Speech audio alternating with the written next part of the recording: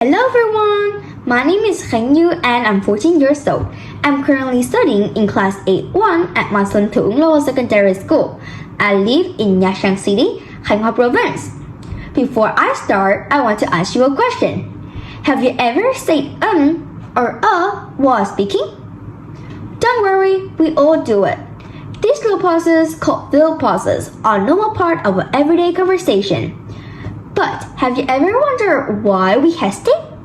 Is it just because we're nervous? Or is there something more going on in our brains? Let's go explore with me today. For as long we have had language, some people have tried to control it. And the most frequent target of communication regulations are the and likes that peppers a conversation. Ancient Greek and Latin texts warn against speaking with hesitation.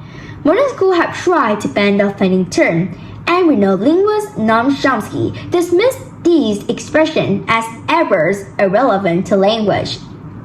Historically, these speech components have been lumped into the broader bucket of disfluencies. Linguistic fillers would distract from useful speech. However, none of these controversies have made as the so-called disfluency less common. They continue to appear roughly 2 to 3 times per minute in natural speech. And different versions of them can be found in almost every language, including sign language.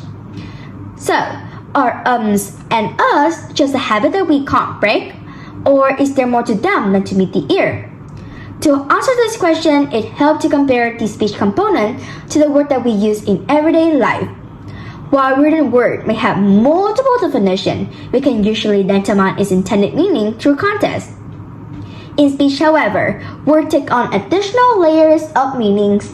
Tones of voice, relationship between speakers, and expectation of where a conversation will go can imbue even words that seem like fillers with vital information. This is where and us comes in. Linguists call these fill pauses, which are a kind of hesitation phenomenon. And these seemingly insignificant interruptions are actually quite meaningful in context. For example, a silent pause can be interpreted as a sign for the other to start speaking. A fill pauses can signal that you're not finished yet.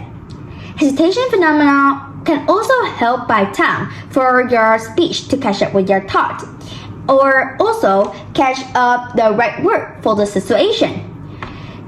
Linguists have also found that people are more likely to remember words if it comes after a hesitation.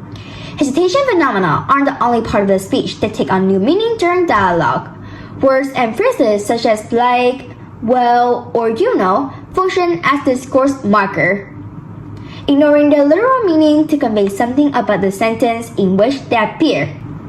Discourse marker direct the flow of conversation, and conscientious speakers use more of these phrases to ensure everyone is being heard and understood.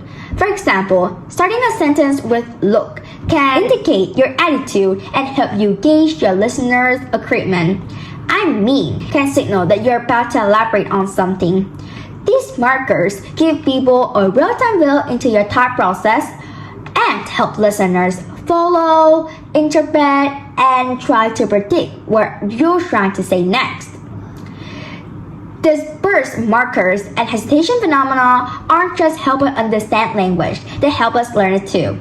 In 2011, a study showed toddlers common and uncommon objects alongside a recording referring to one of the objects. When a later recording asked them to identify the uncommon object, toddlers can easily perform well if the instruction contained a filled pause. This may mean that filled pauses cue toddlers to novel words and help them to connect new words to new objects.